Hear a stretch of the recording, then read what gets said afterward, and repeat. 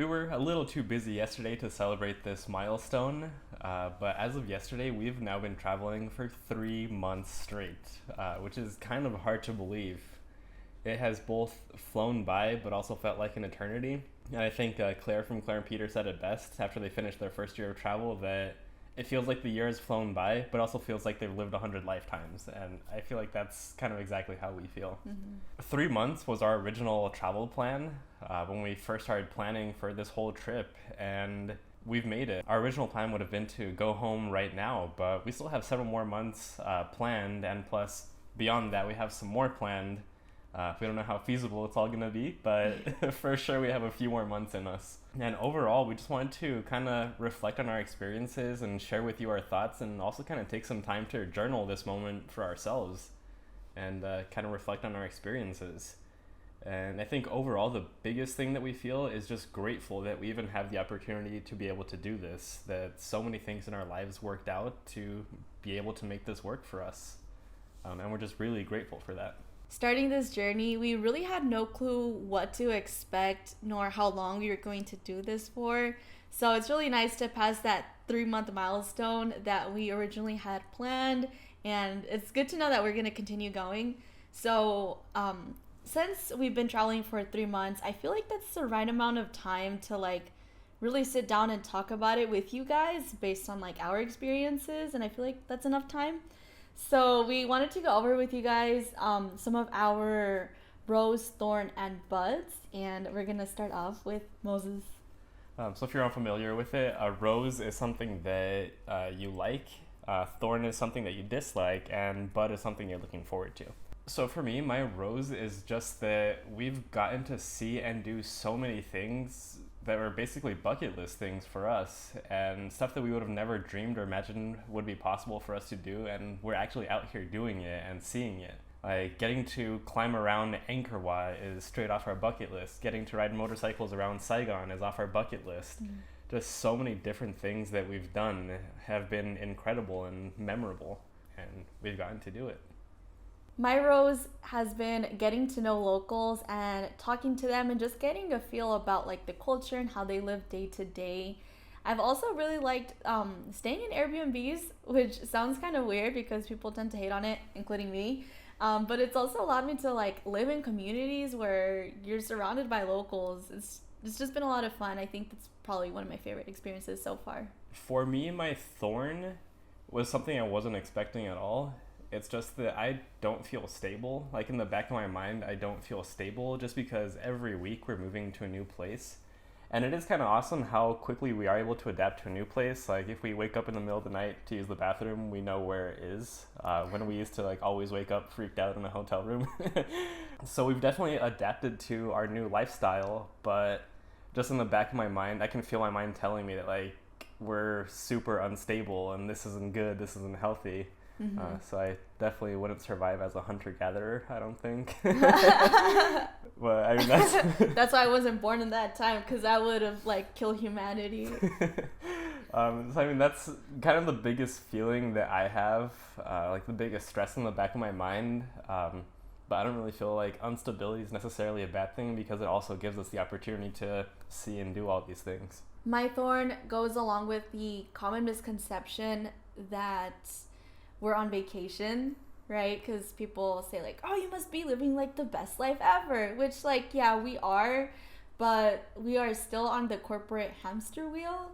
And the thing is that it's different because our output is different. So instead of working to pay the mortgage and to make car payments, we're working to be able to book our next flight and to book our next city. And we currently are working 2 jobs. So our main full-time job, and then social media, which is about a part-time job, right? It takes a good portion out of our day. We're just really overwhelmed with a lot of work, and it feels like we're not doing as much as we should be. So I do have FOMO, right?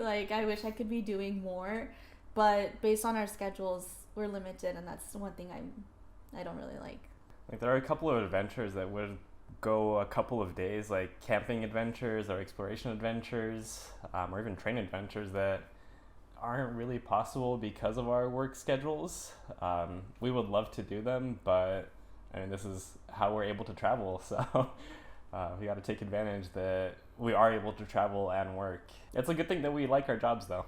So Yeah, it's a good thing. Honestly, it's a little stressful, but I feel like I wouldn't be besides not working, right? Like I feel like if I am going to work, I want to be doing this. Another misconception is that we're not stressed.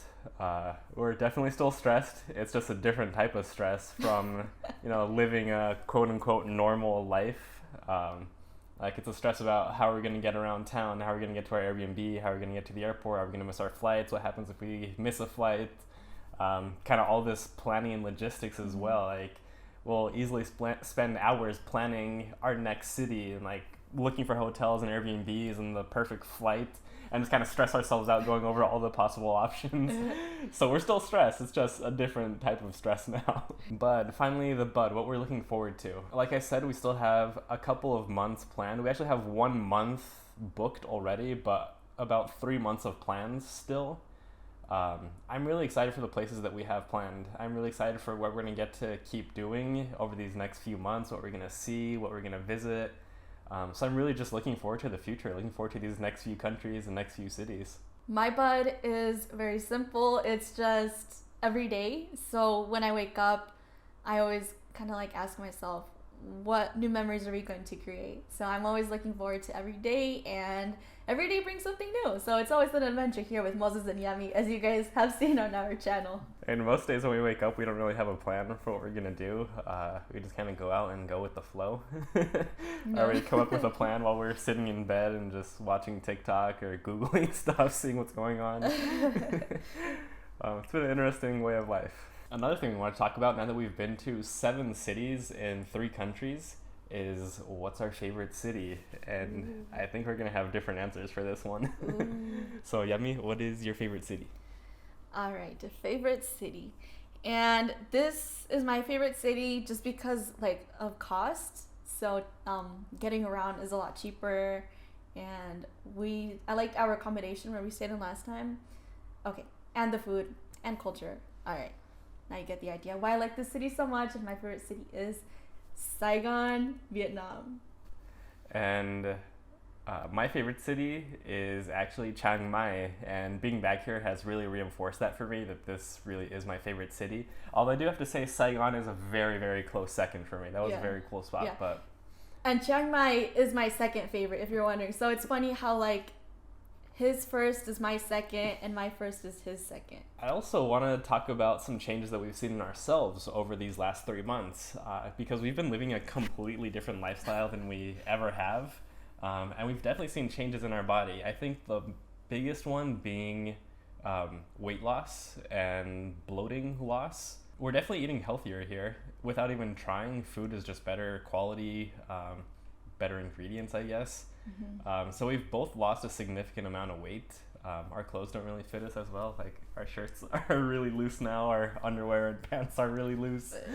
So that's one big difference. I don't think that we really reduced how much we eat. Like we've pretty much always skipped breakfast, and then we have like a late-ish lunch and then a big dinner, even back home. But I think the ingredients and foods are just better here. So eating the same way, we're just losing weight. I also think that we have clearer skin. We've always had pretty good skin, but like we rarely get zits or pimples or anything on our skin. Yeah. And I'm always sweating too, which I would assume would like clog my pores up, but no, they're still glowing. And we even have to wear sunscreen every day, which we used to not, since we would always just drive everywhere. Oh yeah. So like we're slathering oil on our faces every day, but still we don't really get anything. I'm all looking at myself.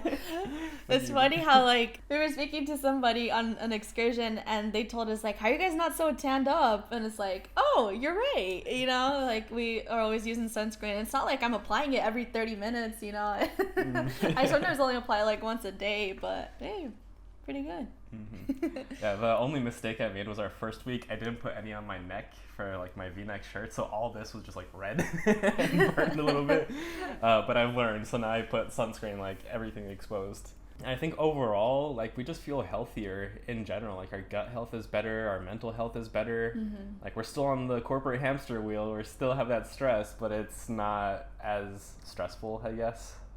Yeah. So yeah, overall, I think life is better. That's our take, at least. Yeah, I think so too.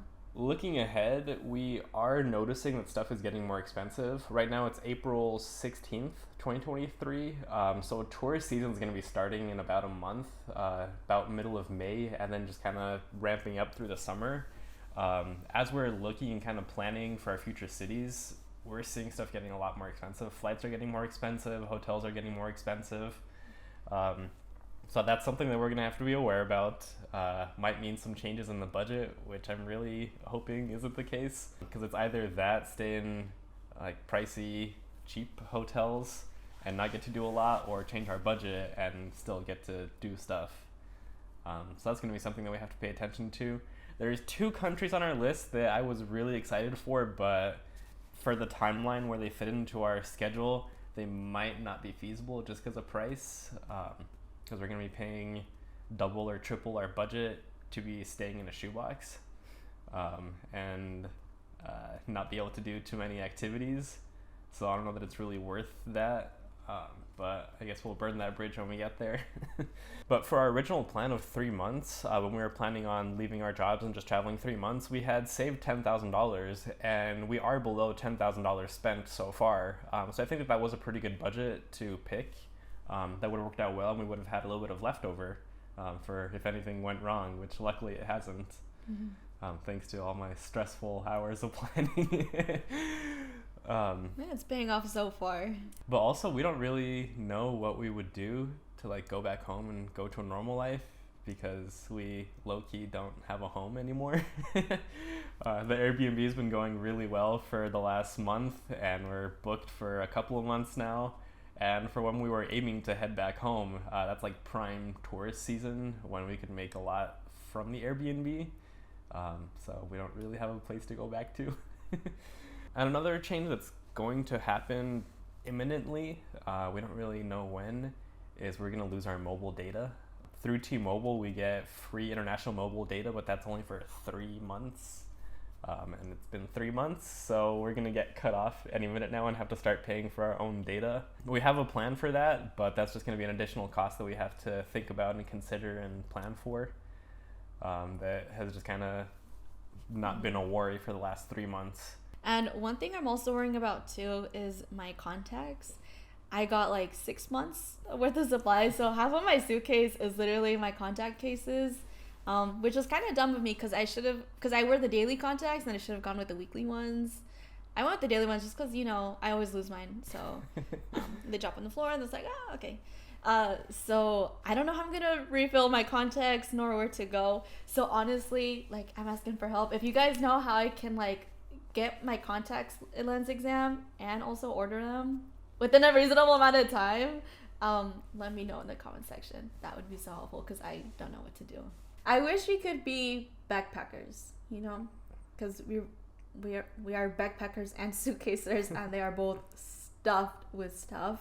But I can't see myself removing items, maybe like my beauty stuff. But it really came in handy for the photo shoot. So it's like, during the time I was like, oh, thank God I packed this, right? So I just wish we could simplify, but not simplify too much, because we're kind of like high maintenance. At least I am. Like, I need to dye my hair and do my skin routine, right? I can't be wearing the same clothes every day. Like, that's just not me. I'm less high maintenance. I can use 10-in-1 soap, shampoo, body wash, motor oil. Oh, yeah. Well, this will be for another video, but I have like 6 different types of like soaps. So I have two shampoos, 2 conditioners, and 2 like hair treatment items. Then I also have my face wash. Yeah, so now that I talk about it, I'm like, wow, that is a lot. But it's because I have to do certain care for my hair. Otherwise, I dye my hair and it all washes off. So I rest my case. For me, I think it would be kind of easy to reduce down to a backpack, because my suitcase is basically just clothes and then a couple of like spare supplies that I've brought, like spare deodorant, spare toothpaste, all of our medicines. I think I could get that onto my backpack if I switch to merino wool clothing and do like 1 or 2 shirts, 1 pair of pants, 1 pair of underwear, 2 pairs of underwear maybe. You're wearing the same pair of underwear? Because then, I don't know if you know about merino wool, it's like the modern techie fabric. that like you don't really have to wash every day because it's antimicrobial and like it's super easy to wash and dry and clean. But to retrofit my wardrobe, minimalist in merino wool is at least $1,000. When my current wardrobe in totals maybe like $200. It's a balance. We'll see. Maybe in the future, maybe if we get sponsored by a merino wool company, we'll look at switching to merino wool. But I mean, I'm easy. I wear the same thing every day, so I think it'd be pretty easy for me. Yeah. Oh, also one last thing. Worst thing I ever packed, and I tossed it right away. Jeans. Jeans are the worst thing to wear here. It's so hot. And we've been buying these like comfy pants, like little flowy pants, and those are like the best purchase. So jeans, don't bring them. I packed a hoodie, and like the only reason is because it was freezing in Albuquerque when we left, literally like less than 30 degrees. So we needed it for Albuquerque and Los Angeles, but once we hit Tokyo and Bangkok, it was way too hot, and I just don't have space for a hoodie in any of my bags, so I ditched that. Yeah. But yeah, that's 3 months of travel. Can you believe it? It's been 3 months. Know. I'm so glad we did this quarterly report. Maybe we'll keep doing this. Oh, it's 6 months. Isn't that crazy? 6 months, yeah. I can't imagine, but I can imagine myself saying like, oh, I've been traveling for 6 months. Just because 3 months have flown by already, that's like, oh, 6 months is going to be here in any second, like this. But we're so happy that all of you are following us on our journey, and we're happy that we get to share this journey with you. Just two dumb kids from Albuquerque carrying a camera around the world. I know. And the only reason we are like even filming this or even film anything is because of you guys. And that concludes our 3-month reflection.